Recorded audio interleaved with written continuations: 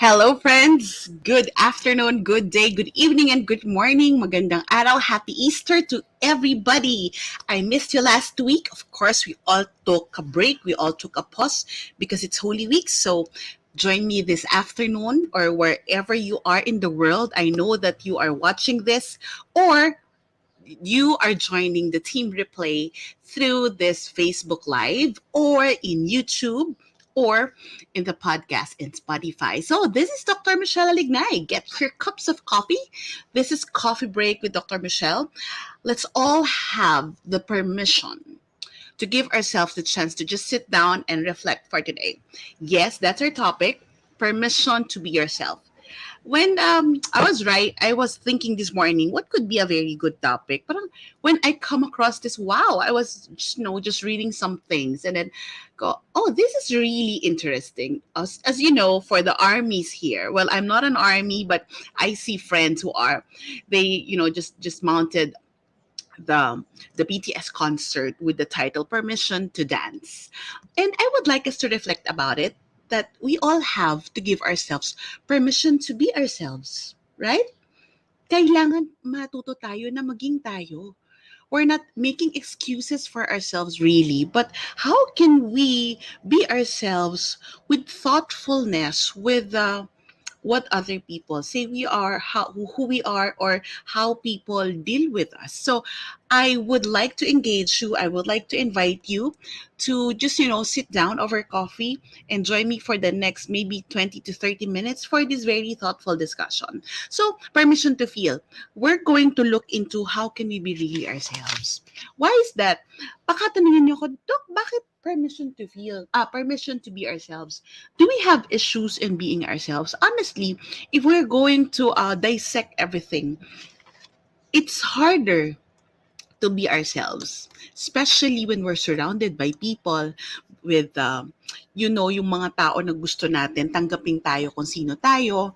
Minsan sila pa yung mahirap kasi we have a tendency that we become very critical, or in another word, we become very judgmental. Alam ko yung mga nakikinig, mga nanonood, kahit na konti lang tayo ngayon, alam ko we all have something that you can relate with.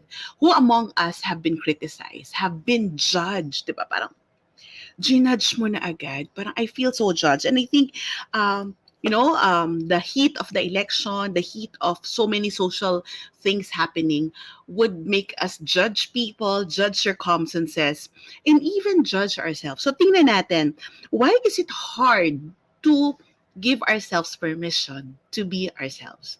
Why is it hard to be ourselves? Have you ever thought about it? Who among you, just put there in the comment, why do you think it's hard to be ourselves? Bakit?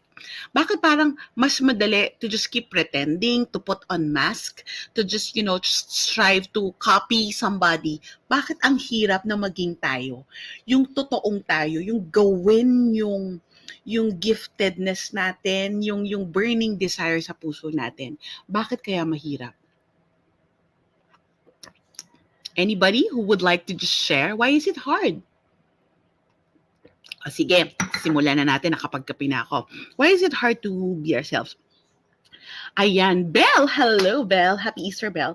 Fear of judgment and pleasing people. Sige, let's operate in this. Fear of judgment and what makes us unlike or very critical of ourselves is actually, this is really a big part of it. So bago nating himayin kung saan ba yung roots nito, tingnan natin, what we're going to really look into is that what really makes us judgmental and critical of ourselves. Another, is it okay to focus objectively in accepting who we are? Okay lang ba yun? Natanggapin ko na lang kung sino talaga ako. Pero wala na akong gagawa. Dapat ba pag tinanggap ko yung sino ako, I will just be very complacent about myself and no longer work on being better? Ano yung tama doon? And how can we like ourselves more? How can we really take care of the person God created us to be? So yan yung matters that we can actually explore. The issues that many people, and I know that many of us go through, is that one, we are very critical of ourselves. For example, ayan, tama Mary Jane, we always want validation. Totoo yan. We fear judgment. the issue is that so critical of ourselves. Parang hindi na, alam nyo, ang madalas kong marinig na tanong, Dok, tama ba? Dok, tama ba to? Dok, sa tingin mo ba may mali sa ginawa ko? Ayan, parang we always would like to validate if what we really did is something wrong or is something kapako-pako sa krus, 'di ba? Parang so we are very critical of ourselves. That's so kahit konti na pagkakamali, parang we really punish ourselves. That's a tendency for many. Another, when we encounter mistakes, I think this is something that people don't want to get into. They don't want na magkamali. Parang pag nagkamali sila, parang it's doom, it's the end of the world. If they get into a failure or whatever, parang okay, when we encounter mistakes, what operates in your head? Anong nangyayari sa utak natin?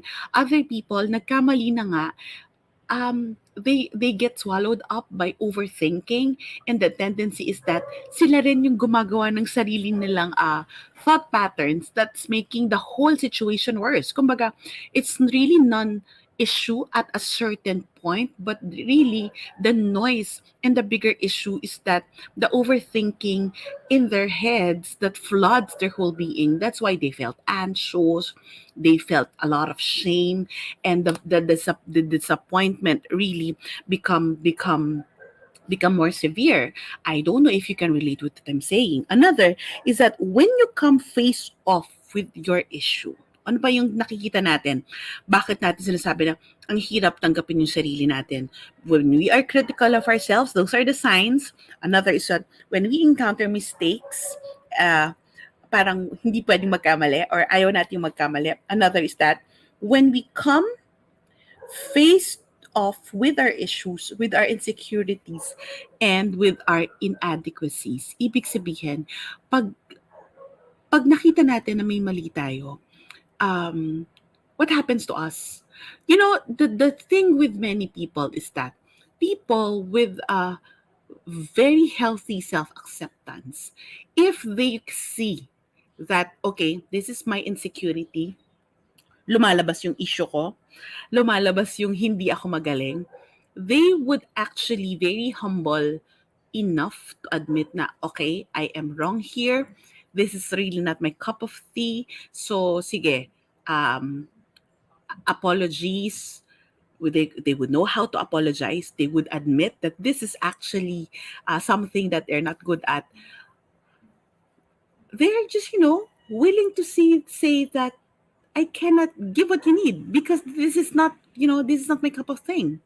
But people who are not willing to confront their issues, pag nagkamali sila, o unang-una, they try to put up a front. They try to put up na magaling ako. Pag nagkamali na, they would just pad it up with excuses. They would not admit that, hey, I did a mistake. I made a mistake. I did not see it coming. Yes, I am confronted, but kasi ikaw, because they blame other people. They blame other people for what happened to them. They blame other people for their circumstances. May mali ka. Sinabi ko ba yon? They project issues to other people. Dito na nangyayari yung projection, yung sinasabing gaslighting, and then blaming happens. So, instead of actually being accepting of themselves and making this as an opportunity to learn, to grow, and maybe to overcome their insecurities, not really to be stronger. Kasi there are two things here. But instead of doing that, instead of using this as a step stool to grow, they use this actually as a way to continuously conceal their insecurities. So patong-patong, kaya they live in a network of lies. Kaya one after another. 'Di ba? Parang hindi nila ipapakita yung weakness. Tama naman. Tama naman yon. But the thing is that Well, we can focus on our strength, not on our weaknesses. Kasi our tendency is that we're very critical of our weaknesses. For example, kung halimbawa, you took the board exams or nakagraduate ka with your college or your MA degree, ang tinitingnan ng ibang tao, 10 taon yan bago nakagraduate eh. Pero hindi nila titingnan na what happened to you in those 10 years bago ka nakagraduate. Or maybe you took the board exams 3 times and then they'll bumaksak ka sa board but they don't really look at you passed the board, diba? Personally, for me, it took me 8 years to finish my master's degree. And that's another story altogether because in between that, I got married, I had kids, my first baby died, and then I had Migo. Ang daming nangyari sa buhay ko. But the thing is, it actually also made me a better person. So that opportunity is also, each opportunity, alam nyo, hindi natin masusukat kung kaano natin tinatanggap yung sarili natin sa panahon na easy lahat. Kasi pag magaganda yung nangyayari, actually, mas madali naman tanggapin yung sarili eh, di ba?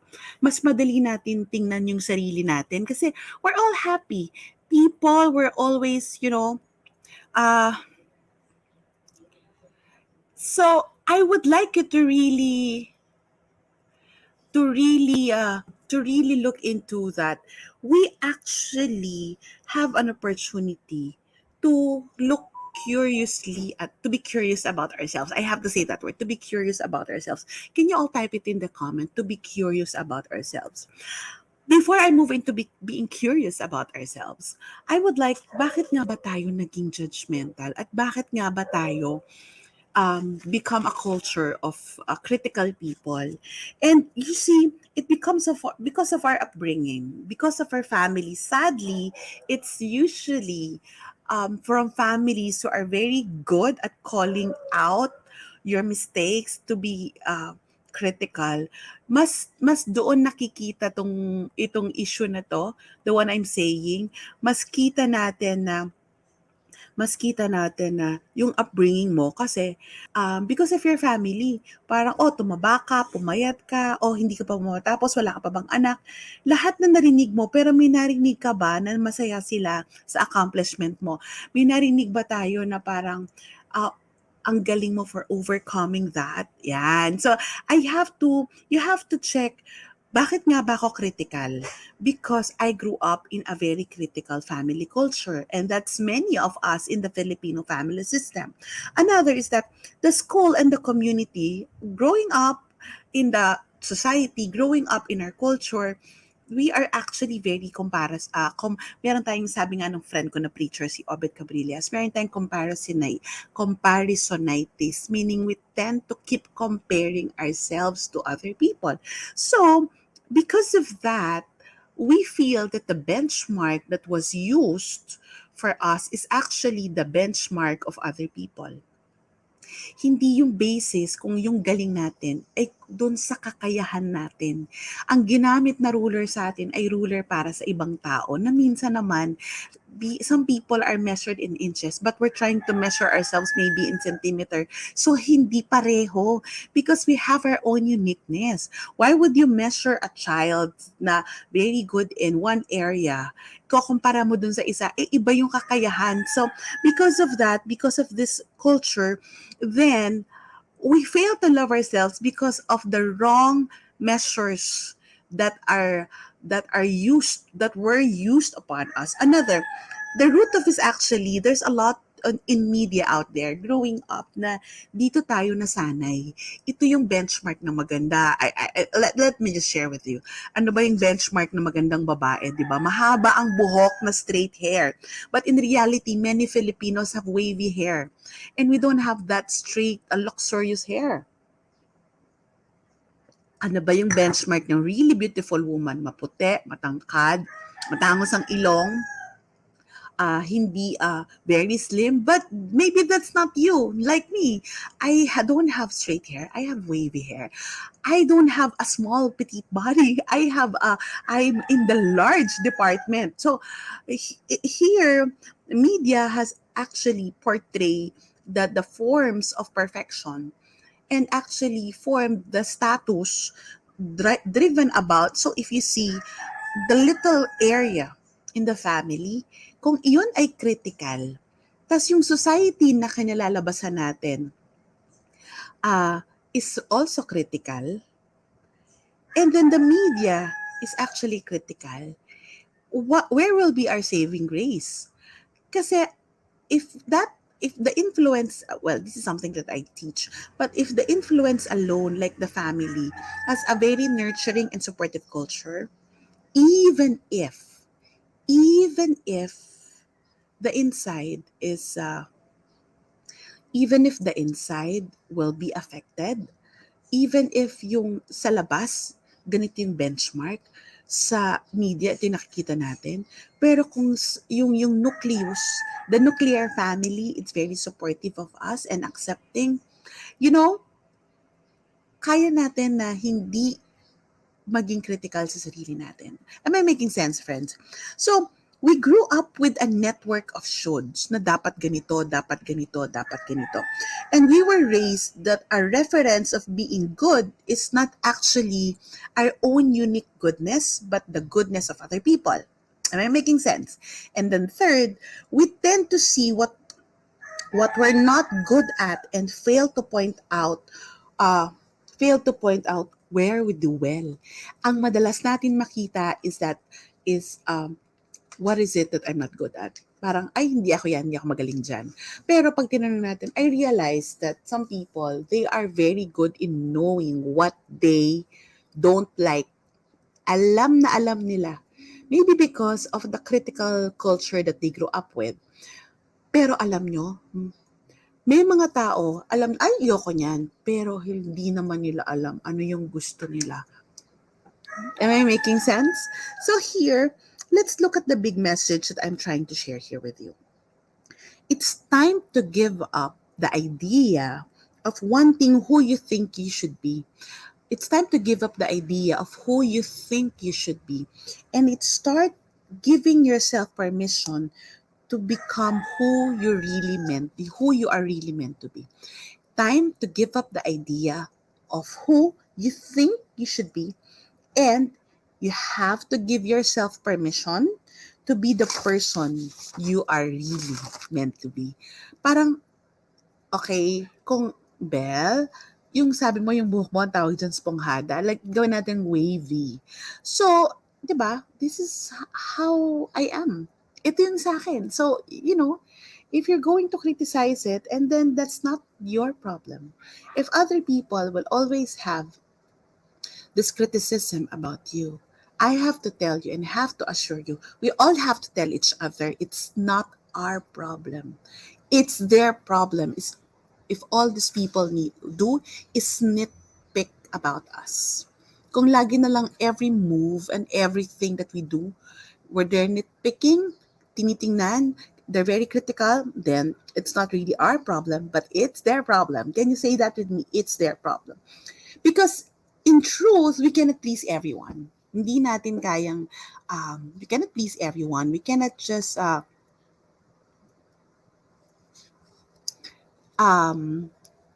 nice question. I'll discuss that in a bit, Belle. So we cannot please everyone. Next is that we have been wired to be judgmental and critical. And let's look at it in two things. Sadly, the end effect of being too critical is that we have to detect if they are being critical because they would like us, they are, di ba sinabi, there's this term, constructive criticism, or they're just meaning to criticize and condemn. You know what I mean? So is this constructive or is it there's condemnation?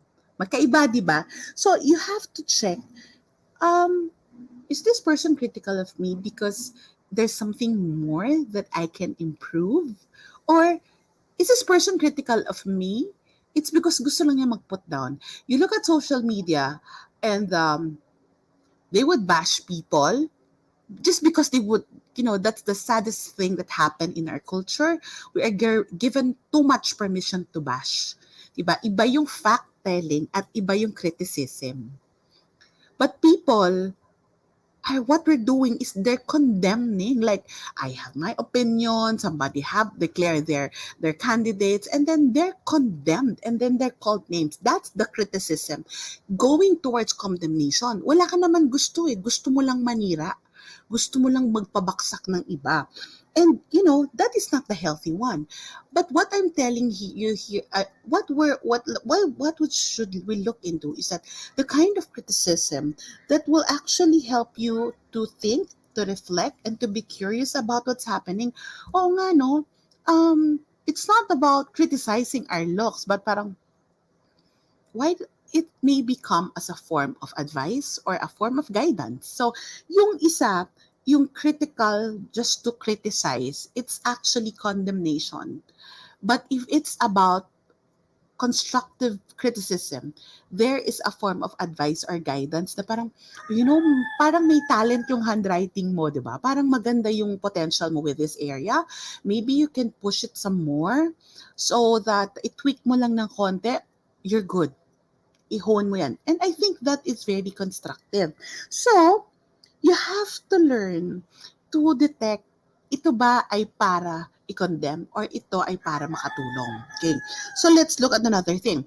I would like, Belle, you're asking, is giving up the should, is this the persona? Maybe it's called the persona, or maybe I just would like to call it, that's the authentic self. We should learn to unmask it. Hindi masayang mabuhay that we are putting a lot of mask. For example, pagkaharap mo yung kaibigan mo, barkada mo, iba yung mask na suot mo, kaharap mo tong ibang tao, ito yung mask. Parang, we would rather live being a consistent and coherent person. Yung kung what you see is what you get. If you're a happy person, kung mataray ka, at you don't keep saying yes, and saying no is also critical. So you don't want to live just to please everyone. So that is like, at a certain point, yan yung kailangan nating i-give up. All the shoulds. We just pick what shoulds we would live with and we are comfortable to handle. 'Di ba? Kasi at a certain point, kung lahat ay may dapat, kung may opinion lahat ng tao, kung sino dapat tayo, my God, imagine who would we be. So, I have to really challenge you. We have to become our own best friends. We have to become, to be giving ourselves permission to be ourselves is actually becoming friendly to us. Kasi we're so friendly to other people. We treat other people well. We treat our families well. But are we friendly to ourselves? Are we actually trying to check in with ourselves and thinking that, okay, am I objective today? Did I give myself permission to rest? Did I give permission to feel? Did I just be myself today without being told? So I think it's very important. Dealing with other people, I would just, ang lalim friends, ang lalim nitong conversation natin. But I would like you to look into, um, the first thing in dealing with other people regarding who we are. I will focus on this topic today and then I'll continue with another issue on Thursday. In dealing with other people on who we are, we have to check if it's healthy or constructive criticism.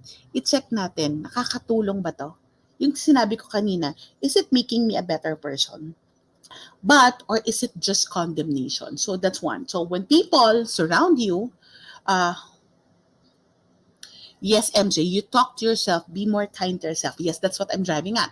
But so we all deal with people, colleagues, family, friends, um, kasama kung sa community, wherever, we all deal with different people. So look at it this way. When we deal with ourselves, you have to check, is this healthy criticisms or not? And let's be honest, kung iyong taong lagi mong kasama is very condemning of you, I don't know with you. But by now, you should have learned. That's something that I advocate in Coffee Break. You should have learned to put healthy boundaries. Parang, kahit sabihin mo yan, pero hindi yan ang papaniwalaan ko tungkol sa sarili ko. Kasi, wala naman, may mga tao na wala namang sinabing maganda. Lagi na lang may eme, lagi na lang parang may hanash, lagi na lang may issue na nire-raise, pero wala naman talagang sinabing maganda. Or so check if this person giving you healthy criticisms or just, condemning you. Yes, agree. Choose the people who lifts you up and not tear you down. Agree with that, MJ. Next, at a certain point, also, it can be tiring to please everyone. It can be just tiring na parang kahit, oo, nakakatulong. Pero kailangan ba talaga lahat ng makakatulong sa'yo, yun din yung papaniwalaan mo? Kumbaga, na-filter mo na kung sino yung nakakatulong. And the next level is, tingnan mo dyan kung sino talaga yung aligned sa'yo. Okay, remove the toxic. Mas madaling ma-identify yung toxic. That's the first layer. Who are criticizing me for the sake of criticizing and condemning me, or who's giving me good criticisms because they would like me to grow. So, doon na tayo sa mga tao who's helping you grow. But among these people, it can be tiring to still listen to everyone. You know what I mean? Kung lahat naman ng taong nakapaligid sa'yo, kung napili mo na sila, well-meaning. Kung well-meaning yan, they still vary in their voices. They still have opinion of who we are. It's not saying that we don't care. It's not saying that it's not bragging about na kilala ko yung sarili ko, ako to. No. What I'm saying is that we need to heed. We need to tune in and fine tune to people who can actually align with the best version of us. Kasi some people, there's so many ngaw-ngaw. So, Bel, kasama na rin sa in-laws to. Baka they have so many ngaw-ngaw. Pero hindi naman yun yung gusto mong buhay. O, ba't hindi ka mag-abroad? Ba't hindi mo to gawin? Ba't hindi mo to gawin? Pero, hindi naman yun yung naka-align sa values mo eh. 'Di ba? So, well-meaning sila, maayos naman yung intensyon, pero hindi naka-align. Kaya alam niyo dito, friends, dapat kilala talaga. This is really the journey to getting to know ourselves. It's really critical for us to do that. So, it just means taking heed of who we really are.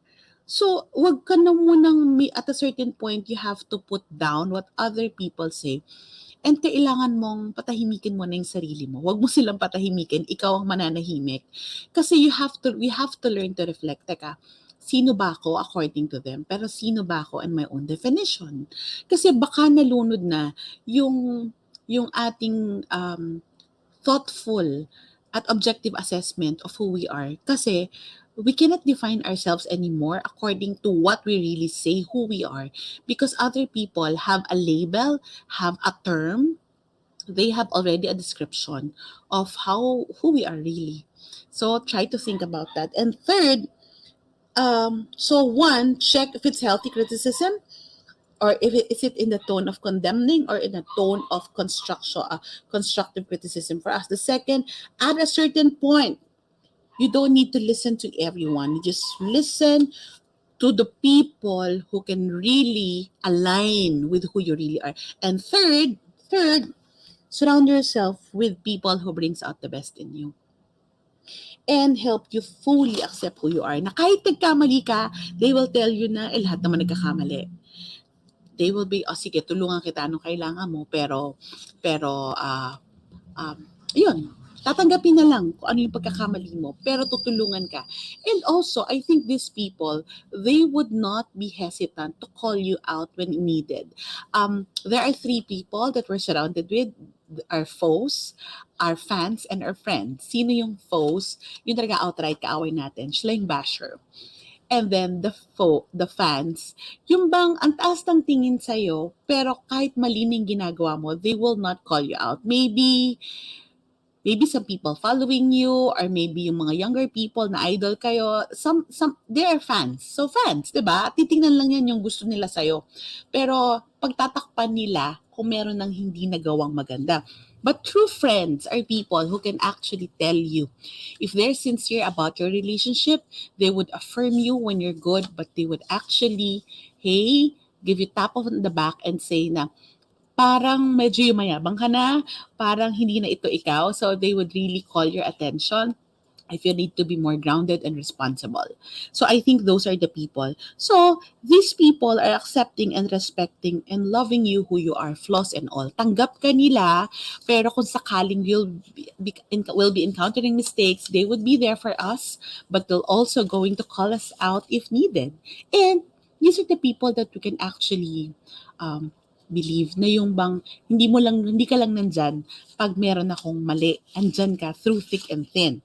And lastly, as I said earlier, we have to be curious about ourselves. We have to really get to know ourselves all over again. Hopefully, the pandemic is ending. Hopefully, this is the last season of the pandemic. So I think this is a very good time to revisit and to be curious about who we really are. So, because when we start being curious about who we are. Ano bang nag-evolve sa akin ngayong pandemya? Ano ba yung ano ba yung mga nakita kong bago sa sarili ko?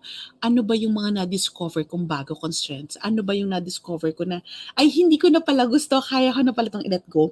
That's really being curious. When we are curious, di ba, we spend time to look into, na-curious ako, di ba? Na-curious ako, what is it? So, we try to get to know that aspect, that thing, that person. So that's exactly where we are. Give yourself permission to be yourself. When we allow ourselves to be curious with who we are, and then we get to know ourselves all over again at makikita natin, ay, this is something that I can grow with. This is something that I can do. This is something that I can become. And this is who I am really.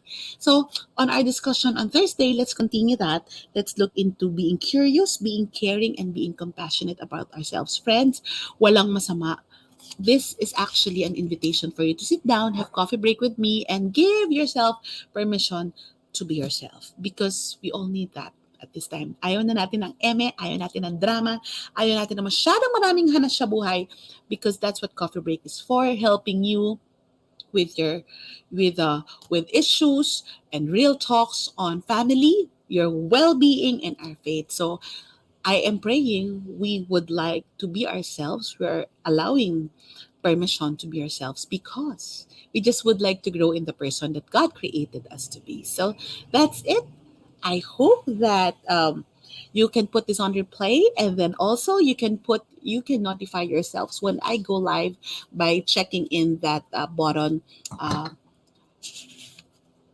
turning on the alert button either in your Facebook or in your YouTube account. So magandang hapon sa inyo. Join me again on Thursday as we continue Permission to Be Yourself here at Coffee Break with Dr. Michele.